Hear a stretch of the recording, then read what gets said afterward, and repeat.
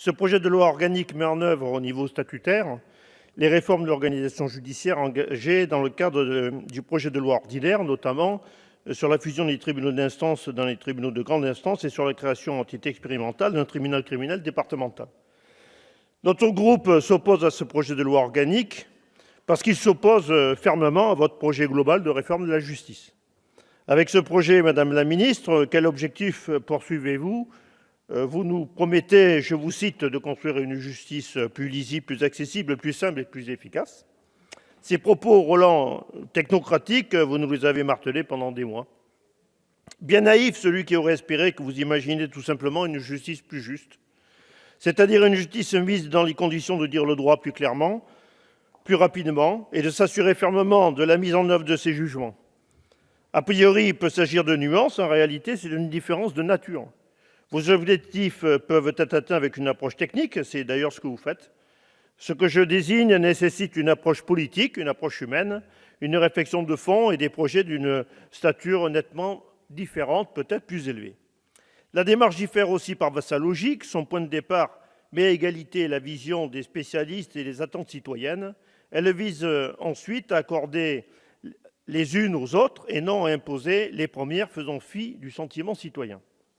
Fort de vos certitudes et de votre majorité introuvable, vous pouviez l'ignorer avant la démarche du grand débat, mais aujourd'hui, la redécouverte, ou plus exactement la découverte des vertus de la délibération, de l'écoute citoyenne, des vertus de l'expérience de terrain devrait remettre en cause votre approche. C'est cela, ou alors vous illustrez par avance que ce grand débat est une manœuvre dilatoire. Je vous ai posé une question en deuxième lecture. Vous demandez-vous ce qu'attendent nos citoyens de leur justice? Telle est la vraie question. Vous l'êtes-vous posé? Depuis que vous êtes garde des Sceaux, vous êtes-vous demandé une seule fois ce que souhaitaient les Français dans ce domaine? Vous répondez oui, mais ce n'est pas ce que nous entendons dans nos territoires. Que veulent nos concitoyens? Rien de plus simple en vérité. Ils attendent que le droit soit dit rapidement quand ils vivent un conflit. Et s'ils sont victimes d'une infraction pénale, ils espèrent que le jugement soit exécuté avec diligence, à défaut de l'être immédiatement, et que les peines prononcées soient effectives. Ces dires de profanes ou ces dires de citoyens peuvent être marqués au sceau du bon sens. Or, le bon sens n'est pas un intrus dans la matière juridique, il me paraît même un vecteur intéressant en ce qui concerne la simplicité. Quoi qu'il en soit, vous ne pourrez plus gouverner la France en méprisant à ce point les sentiments ou les ressentiments des Françaises et des Français. Nos citoyens s'élèvent contre l'affaiblissement, l'éloignement et la complexité des services publics. Or, vous en conviendrez, la justice n'est pas un service public comme les autres. C'est une compétence régalienne. C'est un devoir d'État envers nos concitoyens. C'est la contrepartie élémentaire de la soumission citoyenne aux lois.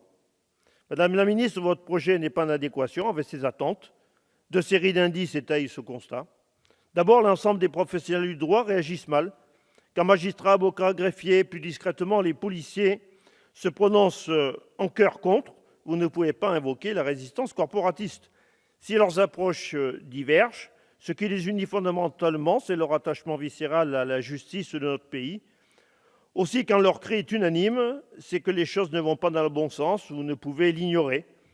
Vous le vivez à chacun de vos déplacements, vous l'avez vécu vendredi matin à Toulon. Je m'excuse de ne pas avoir pu vous accompagner, mais j'étais ici, Madame la Ministre. Vous ne pouvez plus vous déplacer sans être assuré de vous retrouver face à un comité d'accueil, pas toujours de ce qui s'est passé à l'extérieur du tribunal. Je fais référence à ce que... Oui, madame, c'est à cela que je fais référence. C'est un signe qui ne trompe pas de défiance des citoyens à l'égard du gouvernement. Ensuite, lorsque l'ensemble des groupes d'opposition, dans leur diversité politique, comme cela a été mentionné par quelques-uns de mes collègues, clament à l'unisson que les projets ne sont pas en adéquation avec les attentes, cela devrait vous alerter. Cela devrait vous faire prendre conscience que vous touchez à des principes qui transcendent les engagements partisans, c'est-à-dire à des principes profondément républicains.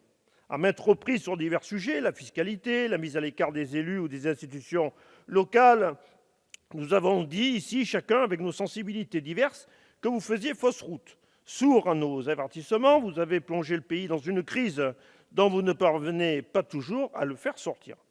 Combien d'actes encore avant que nos concitoyens, nos entreprises, nos commerces puissent à nouveau connaître des samedis sereins? Pensez-vous vraiment que votre projet de réforme de la justice satisfasse les Françaises et les Français satisfassent la nation que nous représentons ici dans cet hémicycle. Un hémicycle chargé d'histoire, une Assemblée nationale qui s'est tant battue pour faire respecter notre idéal républicain.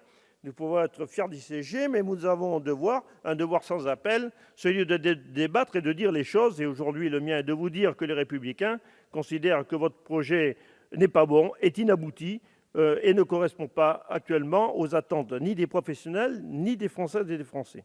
Certes, ces derniers ignorent la teneur de ce projet, mais quand ils vont découvrir la justice de demain, ils n'auront pas de mots suffisants pour vous exprimer leurs reproches. Et ils auront raison. Mon collègue Antoine Savigny a parfaitement développé le fond, et ses travers est inacceptable dans la motion précédente.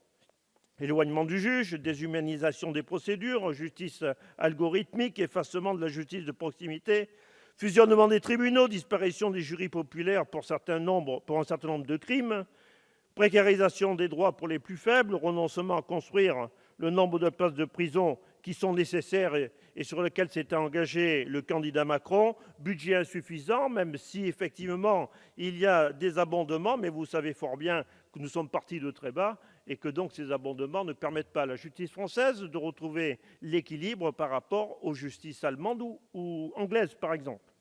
Or, je vous rappelle que l'éloignement crée la défiance, la précarisation engendre le sentiment inégalitaire, les renoncements de moyens dans l'univers carcéral galvanisent le sentiment d'impunité pour les coupables et d'injustice pour les victimes.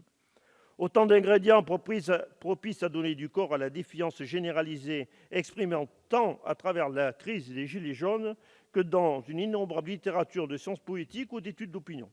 Madame la ministre, votre projet de réforme est soumis, on vous l'a dit par ailleurs, à la volonté de Bercy. Si cela peut vous satisfaire, c'est que vous n'en mesurez pas la portée. Il peut satisfaire les plus aisés comme il peut satisfaire les voyous, mais jamais il ne satisfera les Français. Or, notre devoir et notre honneur sont de les représenter. Sinon, c'est la question même de notre régime parlementaire qui se pose. Devons-nous changer de République quand nous n'avons plus suffisamment de courage pour faire vivre la nôtre? Si la surdité et l'aveuglement perdurent tant dans l'exécutif que dans les rangs de la majorité parlementaire, quelle crédibilité peut avoir le grand débat lancé depuis un mois, celui de bluffer la nation? Point d'interrogation.